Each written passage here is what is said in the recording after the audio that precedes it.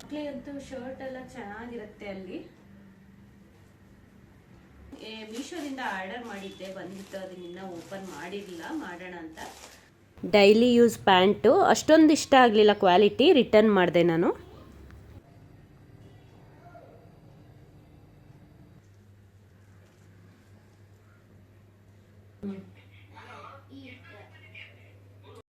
Hi friends, welcome back to my channel. ಎಲ್ಲರೂ ಹೇಗಿದ್ದೀರಾ? ಎಲ್ಲರೂ ಚೆನ್ನಾಗಿದ್ದೀರಾ ಅಂತ ಅಂದ್ಕೊಂಡಿದ್ದೀನಿ. ನಾನು ಚೆನ್ನಾಗಿದ್ದೀನಿ. ಹಿಂದಿನ ವ್ಲಾಗಲ್ಲಿ ನಾನೊಂದಿಷ್ಟು ಕಿಚನ್ಗೆ ಮತ್ತು ಮನೆಗೆ ಅಂತ ಒಂದಿಷ್ಟು ಪ್ರಾಡಕ್ಟ್ನ ಮೀಶೋಯಿಂದ ಪರ್ಚೇಸ್ ಮಾಡಿದ್ದೆ. ಅದನ್ನು ನಾನು ನಿಮ್ಮ ಜೊತೆ ಶೇರ್ ಮಾಡ್ಕೊಂಡಿದ್ದೆ. ಆ ವ್ಲಾಗ್ನ ಯಾರಾದರೂ ನೋಡಿಲ್ಲ ಅಂದರೆ ದಯವಿಟ್ಟು ನೋಡಿ. ಇವತ್ತಿನ ಈ ವ್ಲಾಗ್ ನಾನು ಬೆಳಗ್ಗೆಯಿಂದನೇ ಸ್ಟಾರ್ಟ್ ಮಾಡ್ತಾ ಇದ್ದೀನಿ. ಏನಂದರೆ ಮಕ್ಕಳು ಸ್ಕೂಲು ಸ್ಟಾರ್ಟ್ ಆಯಿತು. ಅವರಿಗೆ ಬೆಳಗ್ಗೆ ತಿಂಡಿ ಅಂದರೆ ಲಂಚ್ಗೆ ಏನಾದರೂ ಬೇರೆ ಬೇರೆ ಮಾಡಬೇಕು. ಬೆಳಗ್ಗೆ ತಿಂದಿದ್ದನ್ನೇ ಏನಾದರೂ ಮತ್ತೆ ಹಾಕಿದ್ರೆ ಅವ್ರು ತಿನ್ಕೊಂಡೇ ಬರಲ್ಲ. ಆವಾಗ ತಿಂದಿದ್ದನ್ನೇ ಹಾಕಿದೀಯಾ ಅಂತ ಸ್ವಲ್ಪ ಅದಕ್ಕೆ ಚಪಾತಿ ಮಾಡ್ತಾಯಿದ್ದೀನಿ. ಒಂದು ಸ್ವಲ್ಪ ಚಪಾತಿ, ಅದಕ್ಕೆ ಸ್ವಲ್ಪ ಟೊಮೊಟೊ ಚಟ್ನಿ ಮಾಡಿದ್ದೀನಿ. ಇವಾಗ ಶಾವಿಗೆ ಉಪ್ಪಿಟ್ಟು ರೆಡಿಯಾಗಿದೆ. ನಮಗೇನು ಇಷ್ಟ ಆಗುತ್ತೋ ಇಲ್ಲೋ, ನಾವು ಮಕ್ಕಳಿಗೆ ಇಷ್ಟ ಆಗಿದ್ದಂತೂ ಮಾಡಿಕೊಡ್ಲೇಬೇಕು. ಎಲ್ಲರಿಗೂ ಹಾಗೆ ಅಲ್ವಾ? ತಮ್ಮ ಮಕ್ಕಳು ಊಟ ಮಾಡಿದ್ರೆ ನಾವು ಊಟ ಮಾಡ್ದಂಗೆ ಅಷ್ಟೇ ಖುಷಿ ಆಗುತ್ತೆ. ಅದಕ್ಕೆ ಅವ್ರಿಗೆ ಚಪಾತಿ ಏನಿಲ್ಲ, ಅದೇ ಮಾಮೂಲಿ ತುಪ್ಪ ಹಾಕಿ ಒಂದು ಸ್ವಲ್ಪ ಬೆಲ್ಲನೋ ಅಥವಾ ಸಕ್ಕರೆನೋ ಹಾಕಿ ರೋಲ್ ಮಾಡಿ ಲಂಚ್ಗೆ ಹಾಕಿದ್ರೆ ಸಾಕು ಅಂತ ಹೇಳಿ ಮಾಡ್ತಾಯಿದ್ದೀನಿ. ಇವ್ರಿಗೆ ಆಫೀಸಿಗೆ ಅದಕ್ಕೆ ಸ್ವಲ್ಪ ಟೊಮೊಟೊ ಚಟ್ನಿ ಮಾಡಿದ್ದೀನಿ. ಮಕ್ಕಳು ಬಾಟಲ್ ಮಾತ್ರ ಯಾವತ್ತೂ ಮರಿಬೇಡಿ ಕ್ಲೀನ್ ಮಾಡೋದು. ಮಕ್ಕಳು ಬಾಟಲ್ ಆಗಿರೋ ಚಿಕ್ಕ ಮಕ್ಕಳಿದ್ದಾಗ ಚಿಕ್ಕ ಮಕ್ಕಳಿಗೆ ನಾವು ಇದು ಏನು ಹಾಲು ಬಾಟಲಲ್ಲ ಅದೆಲ್ಲ ಬಿಸಿನೀರಲ್ಲಿ ಹಾಕಿ ಎಲ್ಲ ಕ್ಲೀನ್ ಮಾಡಿ ಹೇಗೆ ಕೊಡ್ತಿದ್ವೋ ಹಾಗೆ ಈ ಬಾಟಲ್ನ ಡೈಲಿ ಕ್ಲೀನ್ ಮಾಡಬೇಕು. ಯಾವುದನ್ನೇ ಮರೆತರೂ ಮಕ್ಕಳು ಬಾಟಲು ಬಾಕ್ಸ್ ಎಲ್ಲ ನೀಟಾಗಿ ತೊಳೆದು ಇಡೋದು ಯಾವತ್ತೂ ಮರೆಯೋದಿಲ್ಲ. ಅವ್ರ ಬಾಕ್ಸ್ ಎಲ್ಲ ರಾತ್ರಿಯೇ ತೊಳೆದ್ಬಿಟ್ಟು ಎಲ್ಲ ಒರೆಸ್ಬಿಟ್ಟು ರೆಡಿ ಮಾಡಿಟ್ಟಿರ್ತೀನಿ. ಅಂದರೆ ಬೆಳಗ್ಗೆ ಲೇಟ್ ಆಗುತ್ತೆ, ಅಂದರೆ ಬೆಳಗ್ಗೆ ಬೇಗ ಇರೋದ್ರಿಂದ ಸ್ಕೂಲು, ಅವಾಗ ಬಾಕ್ಸ್ ತೊಳ್ಕೊಂಡಿರೋಕ್ಕಾಗಲ್ಲ. ಯಾವಾಗ ಅವ್ರು ಸ್ಕೂಲಿಂದ ಬರ್ತಾರೋ ಅವಾಗೇ ನಾನು ಬಾಕ್ಸ್ನೆಲ್ಲ ರೆಡಿ ಮಾಡಿ ಇಟ್ಟಿರ್ತೀನಿ. ನೈಟೇ ಈಸಿ ಆಗುತ್ತೆ ಬೆಳಗ್ಗೆ ಎಲ್ಲ ತಿಂಡಿ ಲಂಚೆಲ್ಲ ಮಾಡಿ ಲಂಚ್ ಬಾಕ್ಸಿಗೆಲ್ಲ ಹಾಕೋದಕ್ಕೆ ಅಂತ. ಮಕ್ಕಳು ಬಾಕ್ಸ್ ತೊಳೆಯೋದು ಎಷ್ಟು ಮುಖ್ಯನೋ ಅಷ್ಟೇ ಹೆಲ್ತಿ ಫುಡ್ ಕೊಡೋದು ಅಷ್ಟೇ ಮುಖ್ಯ. ಮಕ್ಕಳಿಗೆ ಯಾವತ್ತೂ ಆ ಕ್ಯಾರೆಟು ಮೆಲೆಟ್ ಏನು ಕುಕುಂಬರು ಅವೆಲ್ಲ ವೆಜಿಟೇಬಲ್ಸು ಮಕ್ಕಳಿಗೆ ಆದಷ್ಟು ತಿನ್ನಿಸ್ತಾ ಇರಬೇಕು. ಡ್ರೈ ಫ್ರೂಟ್ಸು, ಆಮೇಲೆ ಗೋಡಂಬಿ, ಬಾದಾಮಿ, ಪಿಸ್ತಾ ನಾವು ದೊಡ್ಡವ್ರು ತಿಂದಿದ್ರು ಅಷ್ಟೇ. ಈಗ ಬೆಳೆಯೋ ಮಕ್ಕಳಿಗೆ ಒಂದಿಷ್ಟು ಹೆಲ್ತಿ ಫುಡ್ ಕೊಡೋದು ತುಂಬ ಒಳ್ಳೆಯದು. ಆ ಹೆಲ್ತಿ ಫುಡ್ ಜೊತೆ ಅವರು ಅನ್ಹೆಲ್ತಿ ಫುಡ್ಡನ್ನು ತುಂಬ ಇಷ್ಟಪಡ್ತಾರೆ. ಇವತ್ತು ಫ್ರೂಟ್ಸ್ ಏನೂ ಇಲ್ಲದೆ ಇರೋದ್ರಿಂದ ಸ್ವಲ್ಪ ಕೇಕು ಮತ್ತು ಒಂದು ಬಿಸ್ಕೆಟ್ ಹಾಕಿದ್ದೀನಿ. ಆ ಬಿಸ್ಕೆಟ್ನೂ ಅಷ್ಟೇ ಡ್ರೈ ಫ್ರೂಟ್ಸಿಂದ ಅದು ಬಿಸ್ಕೆಟು. ಮಕ್ಕಳಿಗೆ ಅಂತ ಇದೆ ಈ ಥರ ಡ್ರೈ ಫ್ರೂಟ್ಸ್ದು ಬಿಸ್ಕೆಟು, ಒಳ್ಳೆ ಬಿಸ್ಕೆಟ್ಗಳನ್ನ ತೊಗೊಂಡು ಕೊಡ್ಬೋದು. ಪಿಸ್ತಾ ಅದು ಬಾಯಲ್ಲಿ ಕಚ್ಚಿ ತೆಗಿತಾ ಇರ್ತಾರೆ ಸ್ಕೂಲಲ್ಲಿ ಅಂತ ಎಲ್ಲ ಬಿಡಿಸಿ ಹಾಕ್ತಾಯಿದ್ದೀನಿ. ಅದಕ್ಕೆ 3 ಸ್ಟೆಪ್ ಇರೋ ಬಾಕ್ಸ್ನ ಮಕ್ಕಳಿಗೆ ತೊಗೊಂಡಿರೋದು. ಅದನ್ನು ಒಂದು ಆಚೆ ಆದರೂ ನೋಡಿ ಹಾಕೋಕ್ಕೆ ಬರಲ್ಲ. ಡೈಲಿನೇ ಕನ್ಫ್ಯೂಸ್ ಆಗ್ತಾನೆ ಇರುತ್ತೆ ನನಗೆ ಹಾಕೋದಕ್ಕೆ ಈ ಬಾಕ್ಸ್ನ.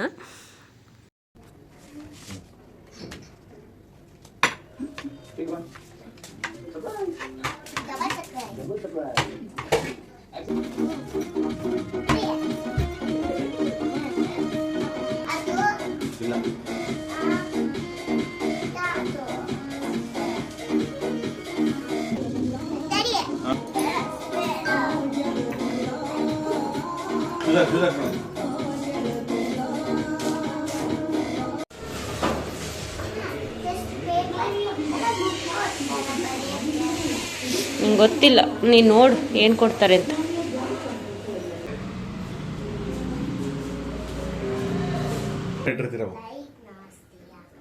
ಮಕ್ಕಳಿಗೂ ಅಷ್ಟೇ ಬಾಡಿ ಲೋಷನ್ನು ಅದು ಚಿಕ್ಕವರಿಂದನೂ ನಾನು ಹಚ್ತಾನೇ ಇದ್ದೀನಿ.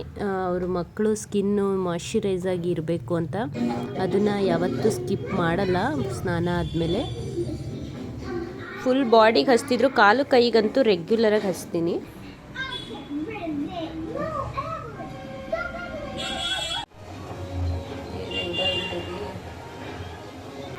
ಅಂತೇಳಮ್ಮ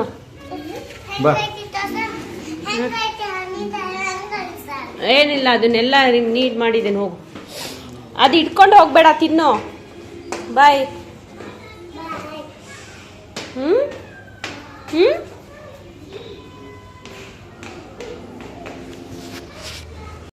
ಇಬ್ಬರು ಮಕ್ಕಳನ್ನ ರೆಡಿ ಮಾಡಿ ಕಳಿಸಿದ್ರೆ ಎಷ್ಟೋ ಕೆಲಸ ಮುಗ್ದಂಗೆ. ಇನ್ನು ಇವರು ಆಫೀಸ್ ಹೋಗ್ತಾರೆ, ಇನ್ನು ಇಬ್ಬರೂ ಬಿಟ್ಟು ಹೋಗ್ತಾರೆ ಬೆಳಗ್ಗೆನೆ.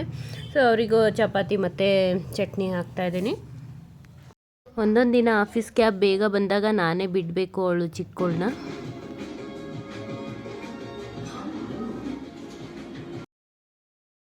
ಸೋಫಾ ಕವರ್ ಅಂತೂ ತುಂಬಾ ಯೂಸ್ ಆಗಿದೆ. ಅವಾಗಂತೂ ಆ ಸಂದಿಗೆಲ್ಲ ಕಸಗಳೆಲ್ಲ ಧೂಳೆಲ್ಲ ಕುತ್ಕೊಂಡಿರೋದು. ಇದು ಇವಾಗ ಎಷ್ಟೇ ಕಸ ಏನೇ ಧೂಳಾದ್ರೂ ಈ ಥರ ಹಾಗೆ ಫುಲ್ ಎಲ್ಲ ತೆಗೆದುಬಿಟ್ಟು ಒಂದು ಸರಿ ಎಲ್ಲ ನೀಟಾಗಿ ಕೆಳಗೆಲ್ಲ ಹಾಕ್ಬಿಟ್ಟು ನೀಟಾಗಿ ಹಾಕ್ಬೋದು. ತುಂಬ ಯೂಸ್ ಆಗಿದೆ. ಸೋಫಾನು ನೀಟಾಗಿ ಕ್ಲೀನಾಗಿರುತ್ತೆ. ಇದಂತೂ ನನಗೆ ತುಂಬಾ ಇಷ್ಟ ಆಯಿತು.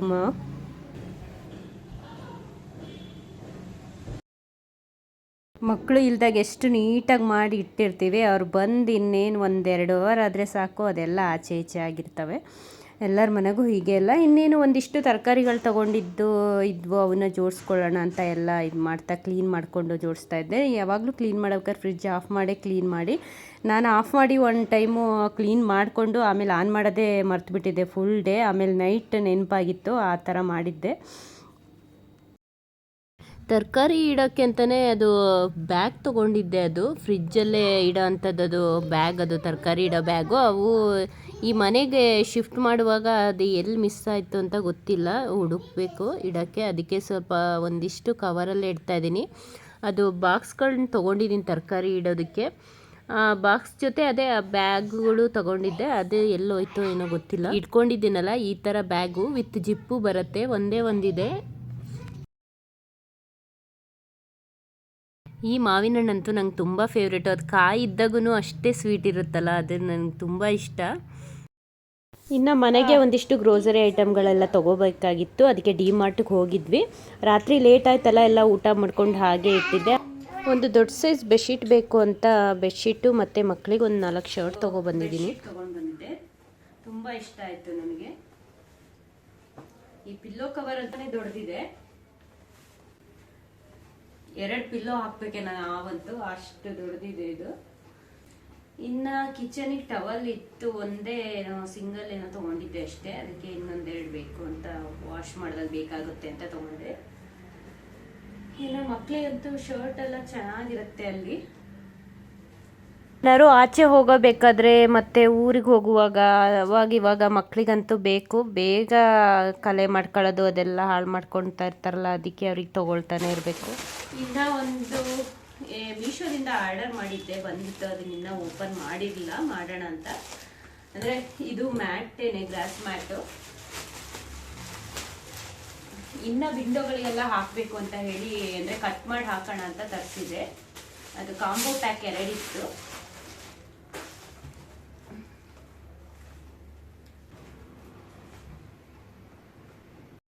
ಇನ್ನು ದಿವಾನ್ ಕಾಟು ಅದು ಹಾಲಲ್ಲಿ ಸಾಕಾಗೋದಿಲ್ಲ ಜಾಗ ಅಂತ ಹೇಳಿ ಇಲ್ಲೇ ಬೆಡ್ರೂಮಲ್ಲೇ ಹಾಕಿದ್ವಿ ಅಟ್ಯಾಚ್ ಮಾಡಿ. ಫುಲ್ ಏನು ಹಳೆ ಬೆಡ್ಶೀಟ್ ಇದ್ವು ಅವು ಫುಲ್ ಕವರ್ ಆಗ್ತಾ ಇರಲಿಲ್ಲ. ಅದಕ್ಕೆ ಅದು ಡಿ-ಮಾರ್ಟಿಂದ ಅದು ದೊಡ್ಡ ಸೈಜ್ ತೊಗೊಬಂದ್ವಿ. ಇದು ಬೆಡ್ ಹೀಟ್ ಆಗಬಾರ್ದು ಅಂತ ಕೌದಿ ಅದು ಬಟ್ಟೆ ಕೊಟ್ಟು ಹೊಲಿಸಿರೋದು, ಅದು ಹಾಕಿ ಅದ್ರ ಮೇಲೆ ಬೆಡ್ಶೀಟ್ ಹಾಕ್ತಾಯಿದ್ದೀನಿ. ಈ ಥರ ಇದ್ದರೆ ಹೀಟ್ ಆಗೋದಿಲ್ಲ. ಫುಲ್ ಕವರ್ ಆಯಿತು, ತುಂಬಾ ಖುಷಿ ಆಯಿತು. ಮಕ್ಕಳು ಆಟ ಆಡೋದಕ್ಕಂತೂ ಒಂದು 2-3 ಸರಿ ನೀಟ್ ಹಾಕ್ತಾ ಇರಬೇಕಿತ್ತು. ಇವಾಗಂತೂ ಫುಲ್ ಕವರ್ ಆಗಿದೆ. ಮತ್ತು ನಾನು ಇದಕ್ಕೆ ಇದು ದಿವಾನ್ ಕಾಟ್ ಇದು ಸ್ವಲ್ಪ ಶೈನಿಂಗ್ ಹೋಗಿತ್ತು ಅಂತ ಹೇಳಿ ವಾಲ್ ಪೇಪರ್ ಇರುತ್ತಲ್ಲ, ವುಡ್ ಕಲರ್ ವಾಲ್ ಪೇಪರ್ ಹಾಕಿದ್ದೀನಿ. ನೋಡಿ ಎಷ್ಟು ಚೆನ್ನಾಗಿ ಕಾಣ್ತಾ ಇದೆ, ಹೊಸ ಕಾಟ್ ಥರನೇ ಕಾಣ್ತಾ ಇದೆ. ಸುತ್ತ ಹಾಕಿದ್ದೀನಿ ನಾನು. ಈ ಮನೆಗೆ ಬಾಲ್ಕನಿನೇ ಇಲ್ಲ, ನಮ್ಮ ಎದುರುಗಡೆ ಕಾಣ್ತಾ ಇದೆಯಲ್ಲ ಅದಕ್ಕೆ ಆ ಮನೆಗೆ ಬಾಲ್ಕನಿ ಇದೆ. ಅದಕ್ಕೆ ಕೆಳಗೇ ಇದು ಬಟ್ಟೆ ಒಣಗಾಕೋಕ್ಕೆ ಕೊಟ್ಟಿದ್ದಾರೆ. ಸೊ ಬಟ್ಟೆ ಎಲ್ಲ ತೊಗೊಂಡು ಬಂದೆ. ನಾ ಏನೇ ಮಾಡಿದ್ರು ಅದನ್ನು ಅವಾಗವಾಗೇ ಕೆಲಸ ಮಾಡೋ ರೂಢಿ ನನಗೆ. ಎಲ್ಲ ಬಟ್ಟೆ ಎಲ್ಲ ನೀಟಾಗೆಲ್ಲ ಮಡಿಸ್ತಾ ಇದ್ದೀನಿ. ಈ ಮಕ್ಕಳು ಡೈಲಿ ಯೂಸ್ ಮಾಡೋ ಬಟ್ಟೆಗಳು ಒಂದು ಟಬ್ಬಲ್ಲಿ ಹಾಕಿ ಕೆಳಗೆ ಇಟ್ಟಿರ್ತೀನಿ. ನಮ್ಮದು ಸಪ್ರೇಟು, ಎಲ್ಲರದು ಸಪ್ರೇಟ್ ನೀಟಾಗಿ ಮಡಚಿಟ್ರೆ ನೀಟಾಗೆಲ್ಲ ಅವ್ರವ್ರದ್ದು ತೊಗೋಬೋದು. ಎಲ್ಲ ಮಿಕ್ಸಪ್ ಆಗುತ್ತೆ ಅಂತ ಹೇಳಿ.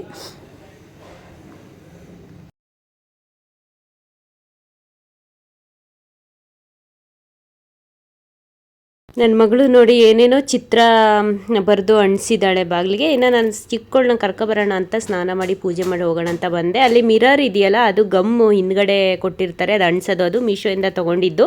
ಲಿಂಕ್ ಬೇಕಾದರೆ ಕಮೆಂಟ್ ಮಾಡಿ ಹಾಕ್ತೀನಿ. ನನ್ನ all time favourite Vaseline cocoa butter, ಅದು ಬಾಡಿ ಲೋಷನ್ನು ನಾನು ರೆಗ್ಯುಲರ್ ಅಪ್ಲೈ ಮಾಡ್ತೀನಿ. ತುಂಬಾ ಇಷ್ಟ ನನಗೆ ಅದ್ರ ಫ್ರೇಗ್ರೆನ್ಸು.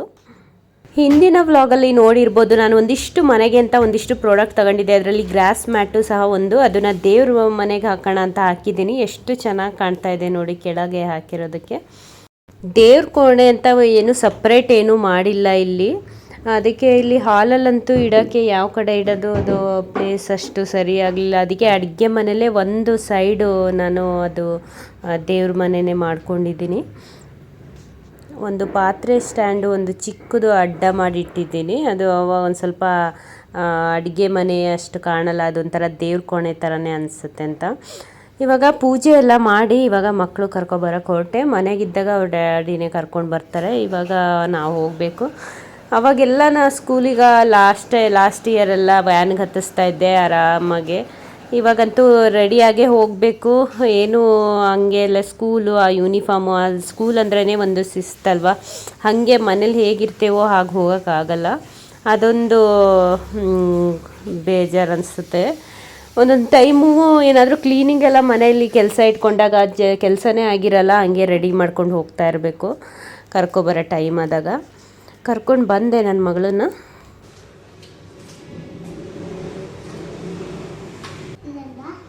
ಬಾಗಿಲು ತೆಗೆದ್ಮೇಲೆ ಶೂ ತೆಗಿಬೇಕು. ಇಲ್ಲ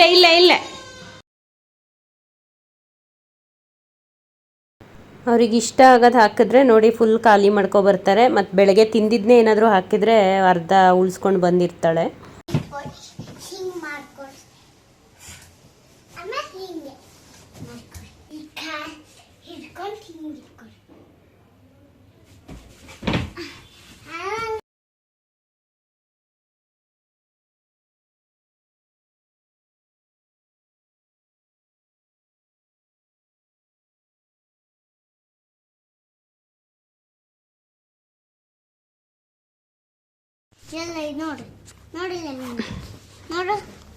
ಯಾಕೆ ತೊಗೊಂಡೋಗಿಲ್ಲ? ಎಲ್ಲ ನೀಟಾಗಿ ಎಲ್ಲ ಪೆನ್ಸಿಲೆಲ್ಲ ಹಾಕೊಂಡು ತೊಗೊಂಡೋಗ್ಬೇಕು. ಅದು ಯಾಕೆ ಚಿಕ್ಕದು ಇಟ್ಕೊಂಡಿದ್ಯಾ? ಪೆನ್ಸಿಲ್ ಏನದು ಇನ್ನೂ 2 ಇದ್ವಲ್ಲ ಅದರೊಳಗೆ. ಏನು ಮಾಡಿದೆ? ನಮ್ಮ ಫ್ರೆಂಡು ನಮ್ಮ ಬಾಯ್ ಫ್ರೆಂಡ್ ಬೀಸ್ತ. ನಮ್ಮ ಬಾಯ್ ಫ್ರೆಂಡು ಇಲ್ಲಿತ್ತು ಪೌಡರ್ ಶಾಪಲ್ಲಿತ್ತು. ಅವಾಗೆ ಹೀಗೆ ಬಿಟ್ಟೋಯ್ತು. ನೀ ಎತ್ತಿಡ್ಕೊಂಡು ನೀಟಾಗಿ ಹಾಕೋ ಬರ್ಬೇಕು ತಾನೇ. ಇವನು ವಾಟರು ವೇಸ್ಟ್ ಮಾಡ್ತಾ ಇದ್ದಾನೆ. ಎಲ್ಲ ತೋರಿಸು ನೋಡೋಣ. ಅದಕ್ಕೆ ಕರೆಕ್ಟ್ ಇಲ್ಲ. ಓಕೆ ಕರೆಕ್ಟ್ ಇಲ್ಲ ಅಂದ್ರೆ ಏನು ಹಾಕ್ಬೇಕು? ಕರೆಕ್ಟ್ ಇಲ್ಲ ಅಂದ್ರೆ ರಾಂಗ್ ಹಾಕ್ಬೇಕು.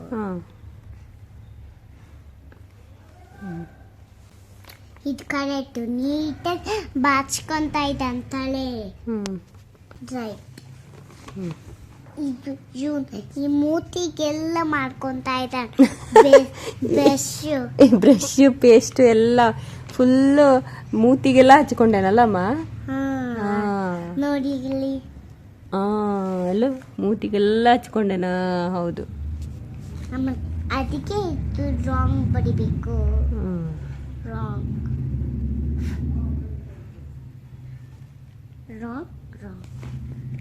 ಇವರು ಹೋಗಬೇಕಾದ್ರೆ ಬಾಯಿ ಮುಚ್ಕೊಂಡಿಲ್ಲ.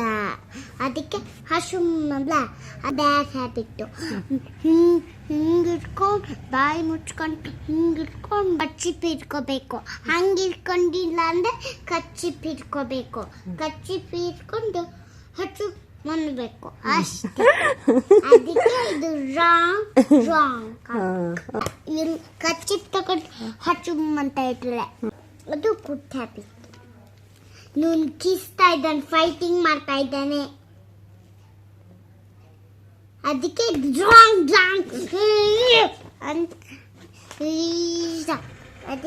ರಾಂಗ್ ಹಾಕ್ಬೇಕು. ವಾಶ್ರೂಮ್ ಹಾಗಾಗ್ದಲೆ ಇವನು ಫ್ರೆಶ್ ಮಾಡ್ತಾ ಇದ್ದಾನೆ. ಅದು ಗುಡ್ ಹ್ಯಾಬಿಟ್. ಹಂಗೆ ಬಂದ್ರೆ ಅದು ಬ್ಯಾಡ್ ಹ್ಯಾಬಿಟ್, ರಾಂಗ್ ಆಗ್ಬೇಕು. ನನ್ನ ಮಗಳು ಕರ್ಕೊಂಡು ಹೋಗೋಣ ಅಂತ ಬಂದೆ. ಅಲ್ಲ, ಕನ್ನಡ ಟೀಚರ್ ಬಂದಿದ್ದ, ಕನ್ನಡ ಟೀಚರ್ ಏನೋ ಪದ್ಯ ಕೊಟ್ಟಿದ್ದ, ಅದನ್ನ ಬಂದ್ಮೇಲೆ ಕನ್ನಡ ಟೀಚರ್ ಸಾಮಾನ್ಯವಾಗಿ 3 pages of all you clap for ಏನೇನು 3 ಪೇಜ್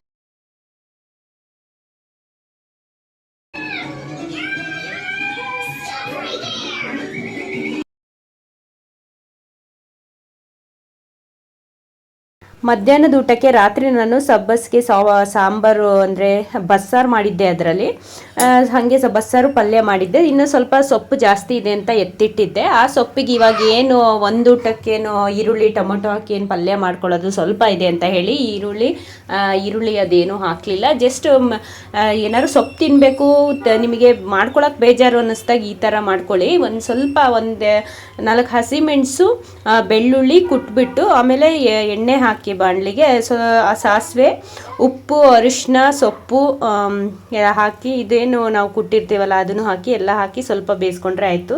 ತುಂಬಾ ಟೇಸ್ಟ್ ಇರುತ್ತೆ.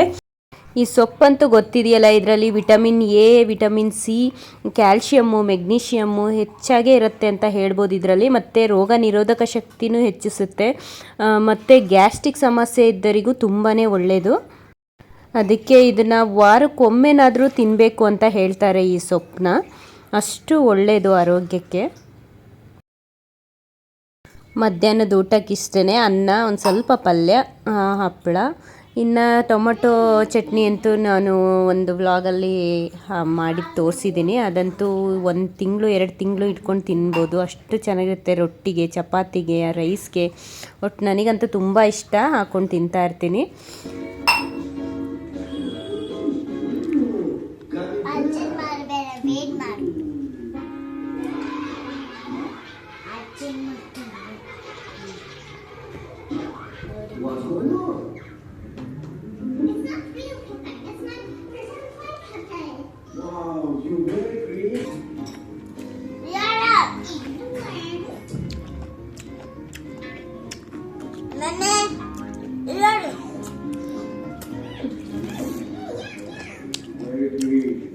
ಇನ್ನು ನನ್ನ ಮಕ್ಕಳು ಸ್ಕೂಲಿಂದ ಬಂದಮೇಲೆ ಸ್ವಲ್ಪ ಹೊತ್ತು ನಾನು ಮಲಗಿಸ್ತೀನಿ. ಇನ್ನು ಸಂಜೆ ಆಯಿತು, ಇನ್ನೇನು ಕೈಕಾಲು ಮುಖ ತೊಗೊಂಡು ನಾನು ಪೂಜೆ ಮಾಡೋಣ ಅಂತ ಅಂದೆ. ಇದು ಆ್ಯಕ್ನಿಸಾಲ್ ಜೆಲ್ ಅಂತ ನೋಡಿ, ಇದು ಪಿಂಪಲ್ಸ್ಗೆ ತುಂಬಾ ವರ್ಕ್ ಆಗುತ್ತೆ. ಇದು ಪಿಂಪಲ್ಸ್ಗೆ ಮತ್ತು ಪಿಂಪಲ್ ಆಗಿ ಕಲೆನೂ ಸಹ ಹೋಗುತ್ತೆ. ರೆಗ್ಯುಲರು ಒಂದು 10-12 ಡೇಸ್ ಅಂತೂ ಯೂಸ್ ಮಾಡಬೇಕು ಆ ಕ್ರೀಮು, ಫುಲ್ ಕ್ಲಿಯರ್ ಆಗುತ್ತೆ. ಇನ್ನು ರಾತ್ರಿಗೆ ಈ ಹುರುಳಿಕಾಳು ಮೊಳಕೆ ಕಟ್ಟಿ ಇಟ್ಕೊಂಡಿದ್ದೆ. ಅದು ಸಾಂಬಾರು ಮಾಡೋಣ, ಮಸಾಲ ಸಾಂಬಾರು ಅಂತ.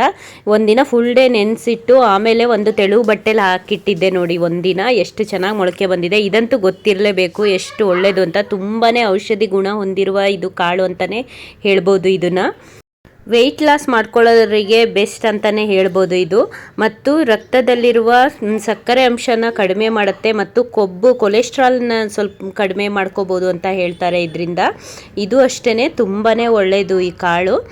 ಇದಕ್ಕೆ ಏನಿಲ್ಲ, ಒಂದು ಸ್ವಲ್ಪ ಮಸಾಲ ಸಾಂಬಾರು ಅಥವಾ ಪಲ್ಯ ಮಾಡ್ಕೋಬೋದು. ನಾನೇನು ಮಾಡ್ತೀನಿ, ಒಂದು ಈರುಳ್ಳಿ, ಬೆಳ್ಳುಳ್ಳಿ, ಟೊಮೊಟೊ ಮತ್ತು ಸ್ವಲ್ಪ ಶುಂಠಿ ಹಾಕ್ಕೊಂಡು, ಇನ್ನೊಂದು ಸ್ವಲ್ಪ ಕಾಯಿ ಹಾಕ್ಕೊಂಡು, ತೆಂಗಿನಕಾಯಿ ಹಾಕ್ಕೊಂಡು ಮಸಾಲ ಸ್ವಲ್ಪ ಫ್ರೈ ಮಾಡ್ಕೊಳ್ತಾ ಇದ್ದೀನಿ ಎಣ್ಣೆಯಲ್ಲಿ. ಅದಕ್ಕೆ ಸ್ವಲ್ಪ 1 ಸ್ಪೂನು ಖಾರದ ಪುಡಿ, 1 ಸ್ಪೂನು ಇದು ಸಾಂಬಾರು ಪುಡಿ, ಆಮೇಲೆ ಒಂದು ಸ್ವಲ್ಪ ಅರಿಶಿನ ಹಾಕ್ಕೊಂಡು ಎಲ್ಲ ಕಲಸಿ ಆರಿದ ಮೇಲೆ ರುಬ್ಕೊಳ್ತಾ ಇದ್ದೀನಿ. ಇದೇನು ನಾನು ಹುರುಳಿಕಾಳನ್ನ 1-2 ವಿಷಲ್ ಹಾಕಿಸ್ಕೊಂಡಿದ್ದೀನಿ ಕುಕ್ಕರಲ್ಲಿ. ಖಾರ ಹಾಕಿ ಸ್ವಲ್ಪ ಕುದ್ಮೇಲೆ ಒಂದು ಸ್ವಲ್ಪ ಒಗ್ಗರಣೆ ಕೊಟ್ಕೊಂಡ್ರೆ ಆಯಿತು. ಸೂಪರಾಗಿರುತ್ತೆ ಅದು. ರಾಗಿ ಮುದ್ದೆ ಜೊತೆ ಅಂತೂ ಇನ್ನೂ ಚೆನ್ನಾಗಾಗತ್ತೆ. ನನ್ನ ಮಗಳು ಎಕ್ಸಾಮ್ ಅಂತ ಓದ್ಕೊಳ್ತಾ ಇದ್ದಾಳೆ, ಮಂತ್ಲಿ ಟೆಸ್ಟ್ ಇರುತ್ತೆ ಅವ್ರ ಸ್ಕೂಲಲ್ಲಿ. ಇನ್ನು ಮುದ್ದೆ ಅಂತೂ ಇದರಲ್ಲಿ ಮುದ್ದೆ ಜೊತೆ ಇನ್ನೊಂದು ಅದ್ರ ಜೊತೆ ತುಪ್ಪ ಹಾಕೊಂಡು ತಿಂದ್ರಂತೂ ಇನ್ನೂ ಚೆನ್ನಾಗಿರುತ್ತೆ. ಇನ್ನು ಬೆಳಗ್ಗೆಗೆ ತಿಂಡಿಗೆ ದೋಸೆ ಮಾಡೋಣ ಅಂತ ಹೇಳಿ ನೆನೆ ಹಾಕಿದ್ದೆ ಅಕ್ಕಿ, ಅದನ್ನೇ ರುಬ್ಕೊಳ್ತಾ ಇದ್ದೀನಿ. ಈ ವ್ಲಾಗಿಂದ ಒಂದಿಷ್ಟು ಇನ್ಫಾರ್ಮೇಷನ್ನ ನಾನು ನಿಮಗೆ ತಿಳಿಸಿದ್ದೀನಿ ಅಂತ ಅಂದ್ಕೊಳ್ತೀನಿ. ಈ ವಿಡಿಯೋ ಇಷ್ಟ ಆಗಿದ್ರೆ ಒಂದು ಲೈಕ್ ಮಾಡಿ, ಕಮೆಂಟ್ ಮಾಡಿ ಮತ್ತು ಶೇರ್ ಮಾಡಿ. ಯಾರಾದರೂ ಫಸ್ಟ್ ಟೈಮ್ ನಮ್ಮ ವಿಡಿಯೋನ ನೋಡ್ತಾ ಇದ್ದರೆ ಸಬ್ಸ್ಕ್ರೈಬ್ ಮಾಡ್ಕೊಳ್ಳೋದನ್ನು ಮರಿಬೇಡಿ. ಹೀಗೆ ಸಪೋರ್ಟ್ ಮಾಡ್ತಾಯಿರಿ. ಈ ವಿಡಿಯೋನ ಇಲ್ಲೇ ಎಂಡ್ ಮಾಡ್ತಾಯಿದ್ದೀನಿ. ನಾನು ನಿಮಗೆ ನೆಕ್ಸ್ಟ್ ವಿಡಿಯೋದಲ್ಲಿ ಸಿಗ್ತೀನಿ. ಅಲ್ಲಿವರೆಗೂ ನಮಸ್ಕಾರ. Thank you for watching.